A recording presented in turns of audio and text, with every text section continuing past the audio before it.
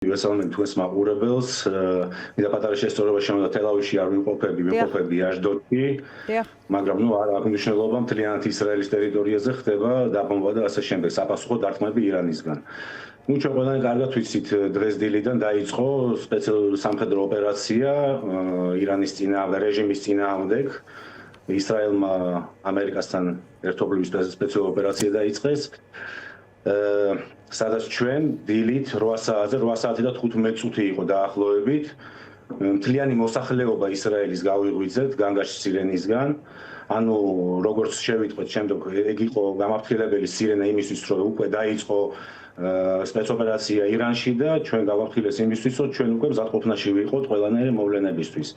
იმის მერე ჩვენ პრაქტიკულად თავშესაფარში ვიმყოფებით, ასე სახში ამოვდივართ 10-15-20 წუთით მაქსიმუმ. გვეძლება იმის, რომ დავუშვათ ან საჭმელი მოვამზადოთ ან დავისვენოთ და ასე შემდეგ. სირენების ხმა რამდენად ინტენსიურია, რამდენად ხშირად ისმის? ძალიან ხშირად ისმის, ყოველ ნახევარ საათში ერთხელ პრაქტიკულად ჩვენ ქალაქშიც ისმის განგაში სირენა და პასუხი ირანისგან როგორც ყოველთვის იქნება ძალიან ძლიერი, ჩვენ მაგის მოლოდინშიც ვართ. ისრაელი არის ის ქვეყანა, რომელიც მაგისთვის მზად არის და რა თქმა უნდა, ყველანაირად შევეცდებიან, რომ არც ხვერპლი არ იყოს და ყველანაირად დაიცვან თავიანთი მოქალაქეები.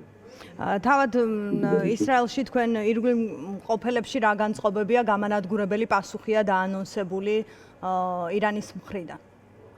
იცით რას გეტყვით, ირანის მხრიდან უკვე 36 წელს და მეტია ჩვენ გვესმის კონკრეტულად ალი ხამენეისგან, რომ გამანადგურებელ პასუხს კი არ დარტყმას მიაყენებს ყოველთვის ისრაელს, ებრაელებს, ყოველთვის ეცდება ებრაელიერის განადგურებას და ასე შემდეგ, მაგრამ ვერ აკეთებს მაგას, იმიტომ რომ კიდევ ერთხელ ხაზს გავუსმევ, ისრაელი არ არის მარტო, ისრაელი არის ძლიერი ქვეყანა, ძლიერიერია, მას გვერდში ყავს ისეთი ძალიან დიდი პარტნიორი და მეგობარი, ყველაზე მთავარი თოსობლიოში ნებისმიერი ქვეყნის, ეს არის ამერიკის შეერთებული შტატები.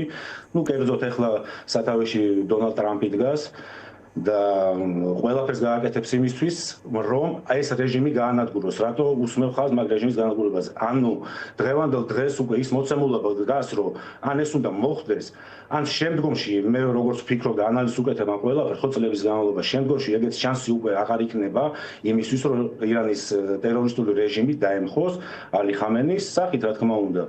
არის ცნობები, რომ შესაძლებელია უკვე ლიკვიდირებულებიც არიან უზენესი სასამართლოს ლიდერები და ასე შემდეგ, მაგრამ როგორც ყოველთვის ჩვენ პირველ რიგში მოსახლეობა და ყველა სურჩევ მაგას ისრაელის ოფიციალურს დასტურს დაელოდოთ ყველა და მე უკვე ყველას გეცოდინება ზუსტი პასუხი, ეს თუ ის პირი განადგურებული ან მოხდა საერთოდ რამე თუ არა. და ეხლა ვფიქრობ ზუსტად ის დრო არის, სადაც ისრაელი და ირანმა ისრაელმა და შეერთებულ შტატებმა უკაცრავად პირიქით შეუტრიალოს ალი ხამენეის ის მიმართვები, ყოველდღიური მიმართვები, რომ გავანადგურებთ ისრაელს და ებრაელებს. არა. დღეს მე ვფიქრობ, როგორც არ უნდა ეხლა ჩანდეს ჩემი პირიდან ეს სიტყვები, ისმოდეს, უნდა განადგურდეს ირანის ტერორისტული რეჟიმი. იმიტომ რომ არ აძლევს საშუალებას პირველ რიგში, აგერ ჩვენ ვიცით რამოდენიმე კვირის წინ, რა დანაშაულები ჩაიდინა ამ რეჟიმმა, 50,000 ადამიანის ფარგლებში მოკლა, თავისივე მოქალაქე მოკლა. თქვენ ახლა რას ვფიქრებთ, რომ ისრაელს უფრო უარეს არ ეცდება, რომ დამართოს, მაგრამ ვერა. ისრაელის ჯარი დგას მკაცრად, აგერ ავიაცია მუშაობს, ამერიკა ეხმარება, როგორც ფლოტიდან, ასევე ჩვენი ბაზებიდანაც და ვფიქრობ, ყველაფერი კარგად იქნება შემდგომში. თქვენც ასე ხედავთ, რომ რეჟიმის შეცვლა არის ამ ოპერაციის მთავარი მიზანი. აუცილებელი არის პირველი რეჟიმის შეცვლა, არა მხოლოდ ეს არის ისა უკაცრავად. არა მხოლოდ ეს არის პრობლემა ამ რეგიონში, პრობლემა არის უსაფრთხოება ამ რეგიონის. როგორც ისრაელის უსაფრთხოება, ასევე ამ რეგიონის უსაფრთხოება არის, იმიტომ რომ ირანი როგორც ამ უსაფრთხოების ტერორის შემქმნელი, ამ რეგიონის ტერორის შემქმნელი, ყოველთვის ცდილობს, რომ ასპონსოროს ტერორიზმი, აგერ ხამას ასპონსოროს აწლეულები და ჩვენ გვებძოდა, საბედნიეროდ ხამასი არის ძალიან დასუსტებული დღევანდელ დღეს და მაგათ რაბედიელი თვითონაც იციან. ასევე ჰეზბოლას ასპონსორებდა წლების მანძილზე, რომელიც ასევე ჩვენ გვიტყავდა ყოველთვის რაკეტებს და ასე შემდეგ, მაგრამ დღევანდელ დღეს აღარ შეიძლება მაგის მოთმენა და ეს ყველაფერი უნდა დასრულდეს. კი ბატონო, ვრცელდება ინფორმაცია, რომ საჰაერო მიმართულებით რეისები არის გაუქმებული. თქვენ შეგიძლიათ ეს დაგვიდასტუროთ, ხო? სხვადასხვა დაგიდასტუროთ, იმიტომ რომ პირველ რიგში საჰაეროცა დაიხურა, იმის მერე რაც დაიწყო სპეციალური სამხედრო ოპერაცია. ეს უკვე დადასტურებით შემიძლია თქვა, ჩემი ახლობლები ცხვალე და ზეგაც აპირებდნენ საქართველოში ჩასვლას და მათი რეისები არის გადადებული გაურკვეველი დროით, ფაქტიურად ბენ-გურიონი დაგეტილია, ცარიელია აეროპორტი.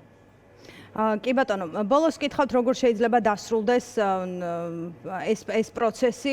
მე ვგულისხმობ არა როგორც შედეგს, არამედ შეიძლება თუ არა უფრო მასშტაბურ კონფლიქტში გადაიზარდოს, განწყობა როგორი გაქვთ? განწყობაზე რა შემიძლია გითხრათ, განწყობა როგორც ყოველთვის ყველაფრის მოლოდინში ვართ, მაგრამ უსაფრთხოდ ვძლობთ თავს, როგორც ყოველთვის. და ეგ უნდა დასრულდეს, მე ვფიქრობ ისე, მშვიდობა უნდა აღდეს ამ რეგიონში. ალი ხამენის ტერორისტული რეჟიმი უნდა განადგურდეს ბირთვული ყველა პროგრამა, არა დაიხუროს, არა შემცირდეს მათი წარმოება და ასე შემდეგ. უნდა მთლიანად განადგურდეს ამ რეგიონში ბირთვული იარაღის პროგრამები. იქნება ეს ირანი, იქნება ეს ბაჰრეინის სიტყვაზე, ყატარი თუ ასე შემდეგ, არ აქვს უფლება ამ რეგიონში ვინმეს რო კონდეს ესეთი მძლავრი იარაღი, რომელსაც პირდებიან ადამიანებს, რომ გაგანადგურებთ მაგ იარაღითო. მაგიტომაც ვაწარმოებთ მაგ იარაღს, რომ გავანადგურებთ ებრაელებს, გავანადგურებთ ისრაელს, ანუ აშინებთ ეს სოფლიოს, ამერიკას ემუქრებიან, ჩვენ დავაჭერთ, ჩვენ შეგვიძლია ღიალს დავაჭირო, მაგრამ მოდით ეს ყველაფერი რომ დასრულდეს და შვიდობა აღდეს ამ რეგიონში და თვითონ სოფლიოში, ხო? ეს ყველაფერი უნდა მორჩეს იმით, რაც დაიწყეს ლევანდელ დღეს ისრაელმა და ამერიკამ ერთობლივი სპეცოპერაციით. ირაკლი, რომ შევაჯამოთ ახლა იქ სადაც თქვენ იმყოფებით, როგორც მითხარით, რამდენიმე წუთში ერთხელ არის სირენების ხმა, თქვენ ჩადიხართ ბუნკერში, სხვა მხრივ, ვიცით რომ საგანგებო მდგომარეობაა გამოცხადებული, სხვა მხრივ სიტუაცია არის კონტროლ ქვეშ. რა თქმა უნდა, არც მაღაზიები მუშაობს, ყველა მაღაზია მუშაობს, რაღაც სამსახურები აიგზალა დროებით, სასწავლო პროცესები აიგზალა დროებით, ეგას გარკვეული ვადით ყოველდღე ჩვენ ველოდებით განკარგულებებს მუნიციპალიტეტებისგან და ასე შემდეგ. პროდუქტების დეფიციტი არა, ანუ ამაზე არავინ არ იფიქროს, რომ პროდუქტების დეფიციტია და პანიკა არის ქვეყანაში, არა. არის საგანგებო მდგომარეობა, საომარი მდგომარეობა არის დაძაბული მდგომარეობა, მაგრამ მე არ ვფიქრობ, რომ უნდა იყოს ძალიან საპანიკო. კი.